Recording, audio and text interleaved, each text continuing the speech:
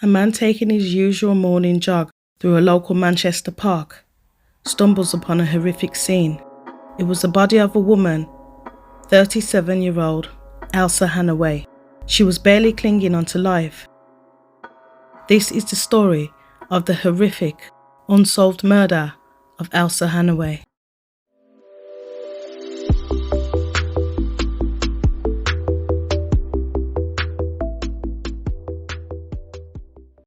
Elsa Hannaway, born on the 22nd of November 1949 to parents Cassidy Wellington Hannaway and Ethelind Darcus L. Hannaway in Chateau Belair, St. David, St. Vincent and Grenadines, and she was one of 9 children.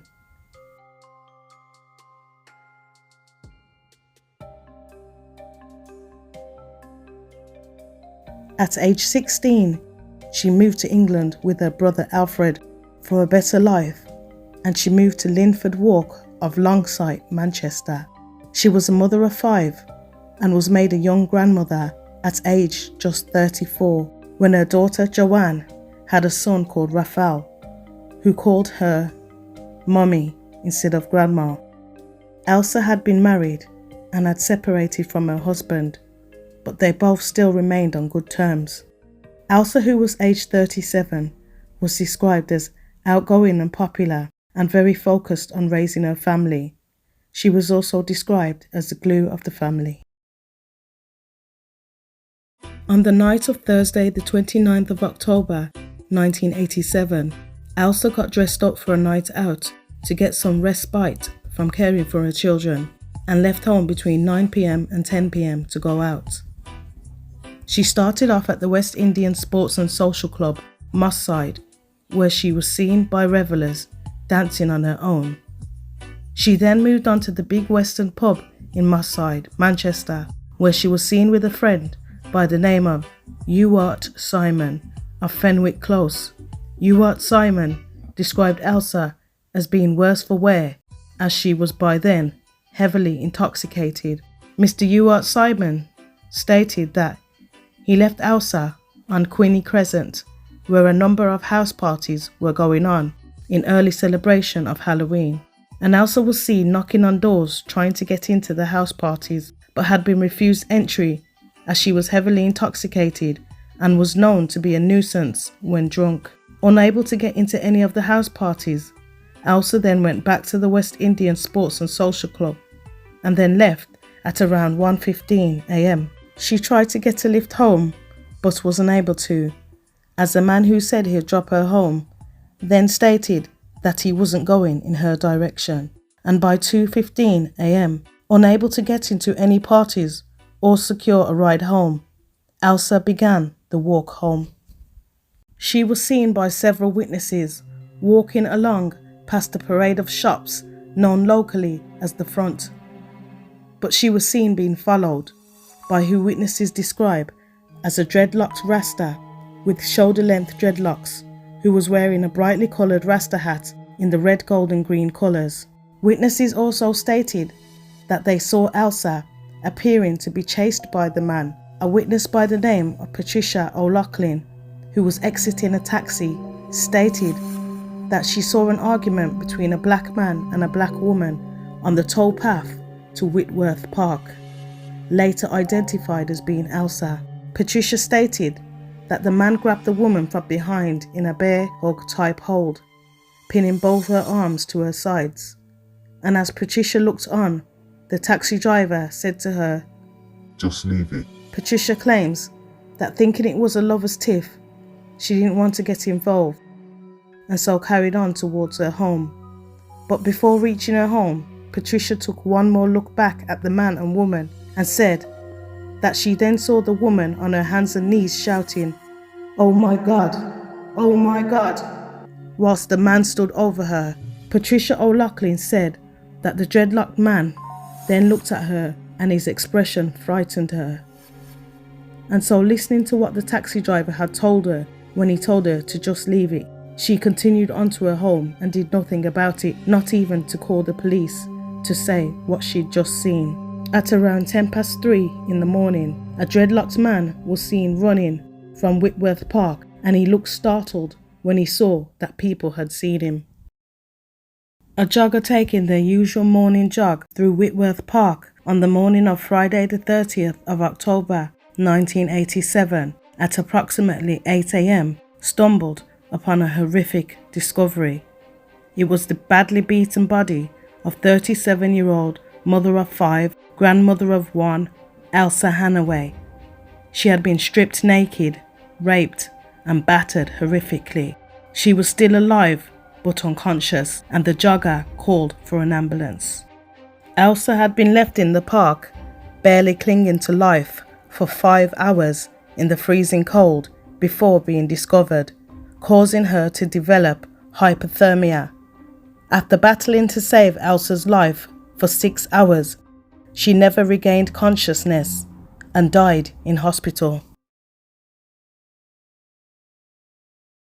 Police began a murder investigation and discovered that Elsa had been savagely beaten and kicked unconscious. She had catastrophic internal injuries and severe brain damage, and one of her teeth had also been knocked out. Police believe that Elsa had been dragged 100 yards into Whitworth Park, Rusholme, stripped naked, raped, and then brutally beaten again. The beating was so horrific that detectives refused to reveal the full extent of her injuries. Amongst Elsa's clothing that she had been stripped of, police found a Seconda watch that they said would have been ripped off the killer's arm during Elsa's desperate struggle for her life.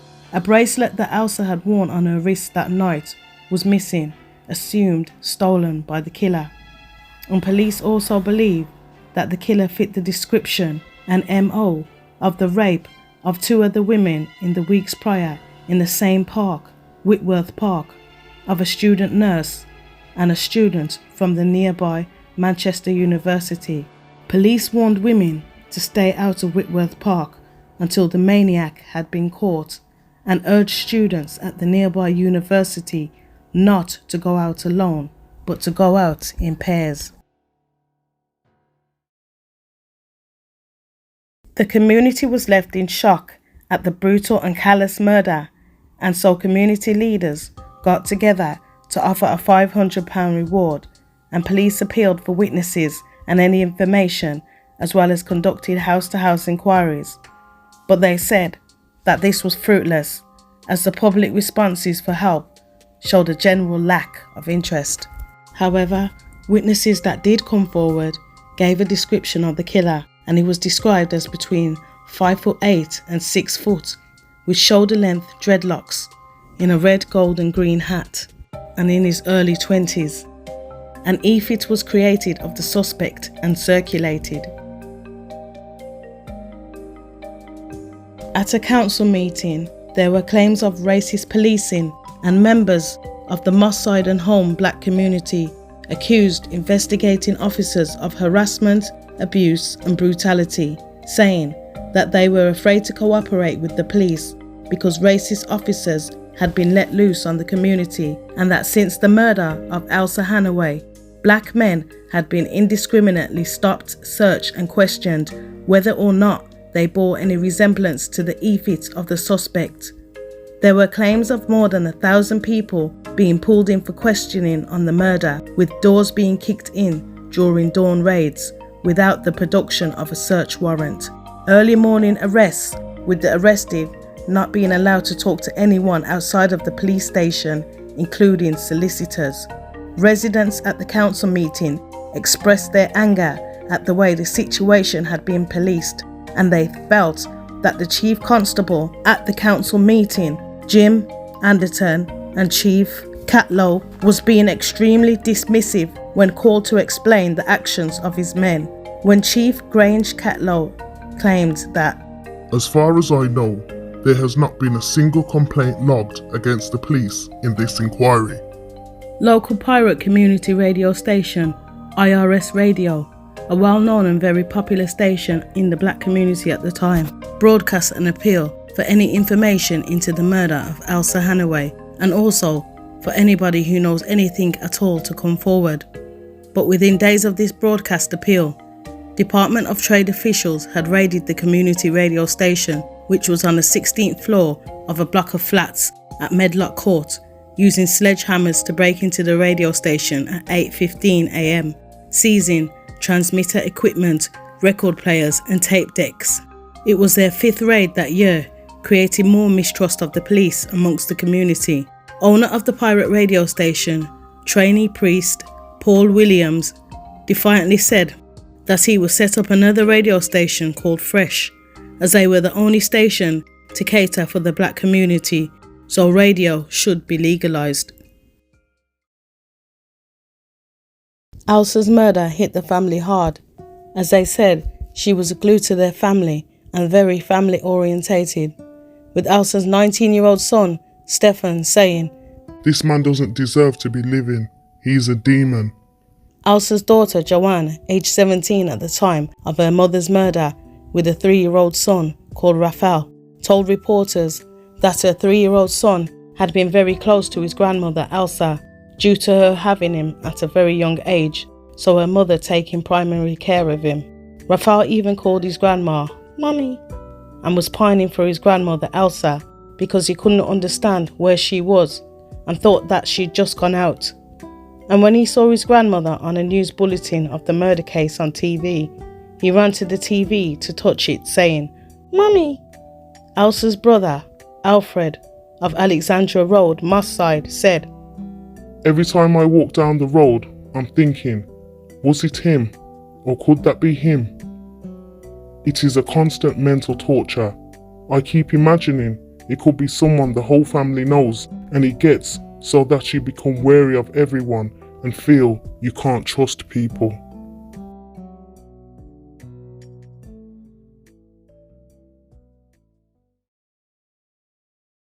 On Friday the 15th of January 1988, Elsa Hannaway's funeral was held at Whalley Range Methodist Church, and she was buried at Southern Cemetery.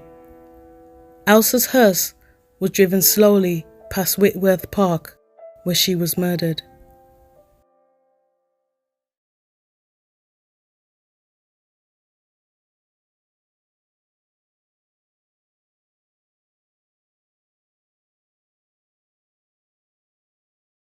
Till this day, nobody has ever been arrested or charged in connection to Elsa's murder 35 years later. And in 2016, 29 years after Elsa Hannaway's brutal rape and murder, the case was being looked into again by murder detectives using advancements in DNA to take DNA evidence of the underwear Elsa was wearing, as well as the watch that was torn from the killer's arm during the struggle. No further update has been released on the case or on the results of the DNA testing done. If you have any information at all on the case that can help police, please call Martin Bottomley of the Greater Manchester Cold Case Review Team on 0161 856 5978.